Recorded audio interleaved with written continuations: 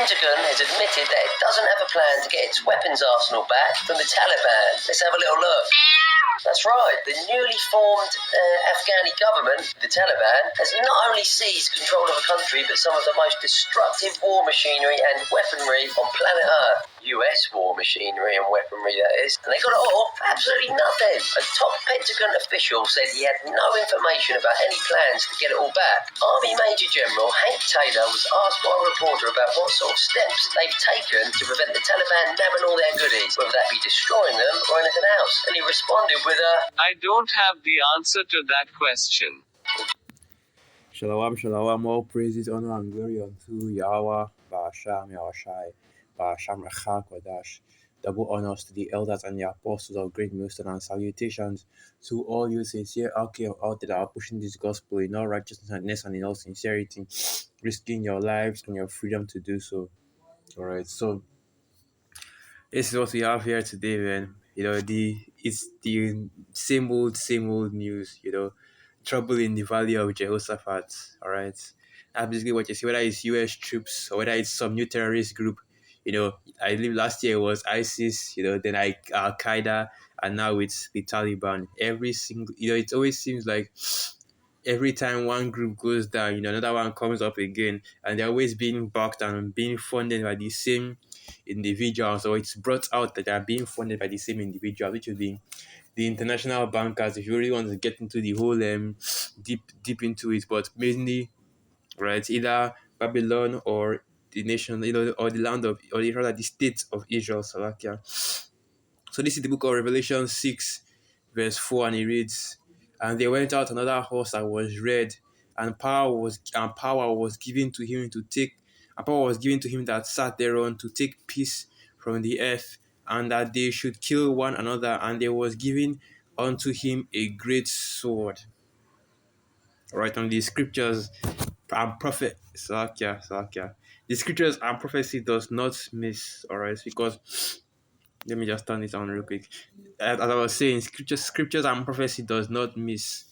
Because you see what is going on the earth right now, and you see that one people, right, has been a pale red people on the earth have been given is the sword, and what have they done with it throughout all their time and all their rulership on the earth? All right, they've killed, they've stolen, they've destroyed, they've waged wars, they've caused wars, they've funded wars, and they keep on going and funding this war, and they keep on, going into one new conflict after the other, constant conflict, constantly trying to, create different new conflicts and new wars. All right, and this is what this is the rule of Esau Edom on the earth. They are not put on the earth to create peace. Okay, Babylon didn't go to Babylon didn't go to the Middle East in order to protect the interest of the US people or defend the US people from terrorists or nothing like that. It was all just it was all just to fuel the war machine, and that's why so much of the tax dollars in Babylon go into war, because it's Edomites that are in rulership. And what is the power of Esau Edom? Their military. That's their teeth. That's their their main weapon. I want to use the words, but I don't really know what it means. So I'm not even going to say it. Magnum opus. So I'm going to just get the dictionary and type in that word and see what it means. And I think it's great something, Sha. And this is it right here. Magnum opus, and it reads a great or important work of literature, music, or art, a masterpiece, the best, most popular, or most renowned achievement of an author or artist representing their major life effort.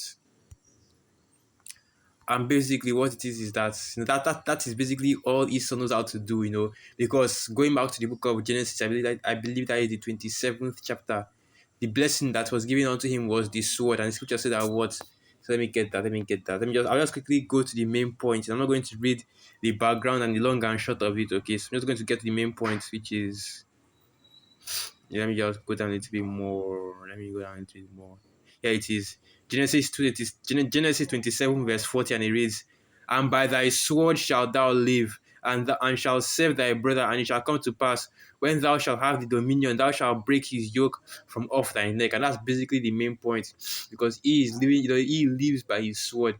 That is how he gained authority over the earth through his swords, through through war, through through conflict, his specialty. Okay, I've been waiting to for a while to make a video like this, concerning the Taliban, concerning what's going on in Afghanistan, but I don't really have much information concerning that matter. So I'm just going to go into something else that I, understand fully well, which is, you saw the wickedness of these devils, the wickedness in funding these wars, in funding these funding these different wars and these different terrorist groups in order to create conflict, and in order to create conflict so that they can come with the whole problem reaction solution, order upkeep, that kind of thing, because that's all this is about. Because this is no surprise to anybody, okay?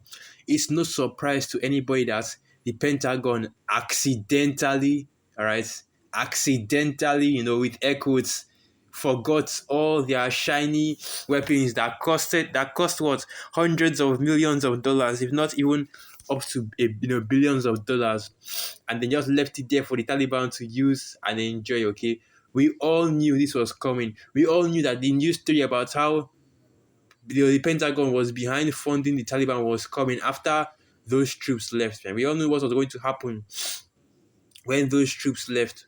That's a militant group will take over the country, and then you see what is going on going on in that region right now. How people are trying to flee from the region, or are now going to force their migration to places like Babylon. All right, which of course, if that when which of course that's happening is even part of Yahweh Bashim Yahushai's judgment, because guess what, the valley of Jehoshaphat just isn't just in the Middle East. The valley of Jehoshaphat is also in Babylon. Okay, so what you're going to have is that most likely, all right, this is just me speaking as a man, but I believe that when those missiles hit, all the nations, multiple members of different countries' armies will also be on ground. We also have boots on ground in Babylon as well, because that's personally what I believe when they fire those nukes, man. But anyway, let me just keep on going on, because what all this is just Esau exercising his blessing, because this is all he knows how to do. All this devil knows how to do is to destroy. He cannot create. That's why no matter what happens, no matter what happens on the earth, it's impossible for this devil to make peace. Okay, it's impossible for them to sign a peace treaty and keep it. All right, they break the treaties. They fund terrorist groups. They find any excuse to extend the war for as long as possible. So Habakkuk 2 verse 4, and it reads, "Behold, his soul which is lifted up is not upright in him, but the just shall live by his faith. Yea, also because he transgresseth by wine, he is a proud man, neither keepeth at home, who enlargeth his desire as hell, and is as death and cannot be satisfied, but gathereth unto him all nations, and heapeth unto him all people." And that's right, because Babylon just recently said that they would accept asylum seekers from Afghanistan, from Afghanistan, and also the fact that the army, just like in the Greco-Roman Empire, in the ancient Roman Empire, Esau Edom has spread his army all over the earth. US bases in every continent on the planet. Right, what, hundreds upon hundreds of US bases all over the earth, and now they open, now it's basically open borders with Bo Jiden, your President Devil Joe. They're talking about, we're going to let the Afghani asylum seekers, they'll find a place in Babylon the Great, which of course is just leading to, you're just adding more people to it's basically the same as adding more wood to the fire. Because what you are doing is adding more people adding more people to the burning as it's going to be in Babylon. All right, so continuing, shall not all these take up a parable against him, and a taunting proverb against him, and say, woe to him that increaseth that which is not his, how long, and to him that ladeth himself with thick clay. And that's right, because the real reason, all right, and now everybody already knows this, that the US was in Afghanistan, it wasn't for oil, don't worry, that's who the oil is for different countries, another country. What they were there for is the opiates, the poppy fields. Basically, the US government was doing the bidding of the pharmaceutical giants, okay, big pharma. That's what they were actually in Afghanistan for. those poppy fields, those that that opium, which is one of the big natural resources there, because they already know what the Middle East is, the Fertile Crescent, and of course, I'm dealing with Esau Edom right now, but that doesn't mean that you Arabs are completely guiltless, all right? You Ishmaelites you Ishmaelites aren't guiltless, because all of this that is going, all the things that are going on in Afghanistan, going on in the Valley of Jehoshaphat, it's because you Ishmaelites are living there unlawfully, okay? First and foremost, you are dwelling in that land, which is the Holy Land, which is the land of the so-called Negroes, Latinos, and Native American Indians, okay? All of the people of the tribe of Israel, you are dwelling there, and you're not keeping the laws of that land. You're not keeping the laws, statutes, and commandments of Yahweh Hashem Yahushai. And secondly, and let me I'll just get that precept. So let's get that precept. So just bring it out instead of saying it with my mouth. I'll just get that precept. All right, here it is. Ezekiel 36 verse 5, and it reads. I don't know if I want to start from the top, but anyway, Ezekiel 36 verse 5, and it reads, "Therefore, thus saith Yahweh of power, surely in the fire of my jealousy have I spoken against the residue of the heathen and against all Idumea, which have appointed my land into their possession, with the joy of all their hearts, with despiteful minds to cast it out for a prayer." That's right. Because you are Ghanaians, man, you think that that land belongs to you, but it does not. Right? It belongs to Yahweh Hashem Yahushua, and He has given it to us, the Israelites, and only we. Okay.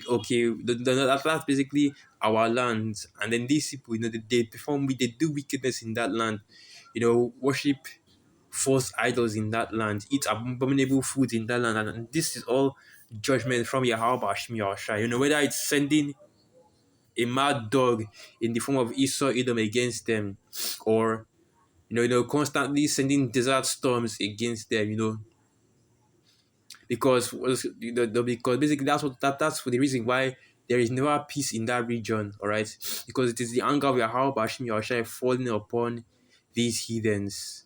Okay, so and it's no surprise that the American government spends billions on wars, and it's no surprise that different nations are even armoring themselves up, because now that you think about it, you see that all nations are stepping up in their military, they're stepping up their military game, because that is prophecy as well, okay? It was prophesied that would happen. That basically, because Israel was in rulership, the spirits of all the people on the earth, the heathen, would be towards war, because it's a warmongering people. So Joel, the third chapter from the 9th verse, and it reads, "Proclaim ye this among the Gentiles, prepare war, wake up the mighty men, let all the men of war draw near, let them come up, beat your plowshares into swords, and your pruning hooks into spears, let the weak say, I am strong." But now basically what is happening on the earth right now, everybody's gearing up for war. Everybody's gearing up for all hell about to break loose, for the third World War, World War III. And if you can't see that World War III is coming, all right, basically you're going to be destroyed in it. That because at the point in time where even the blind can see what's about to happen, what's about to hit the earth, man. And if you are not safe and secure in the pillar of rest, that is the names of Yahweh Hashem Yahushua, the pillar of rest, that is this truth, alright, you're going to be destroyed in that day. There's not going to be any hope for you, okay? There's not going to be any hope for you in that day, alright? As because all that will come is the judgment of Yahweh Hashem Yahushua, because we're coming into a time where the judgments will go. I think that's even in preset right there. Judgments will go forth as water.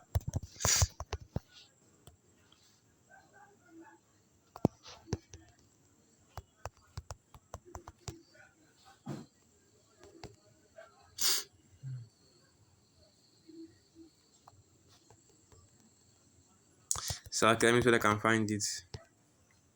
Okay, I guess maybe I was thinking of something else.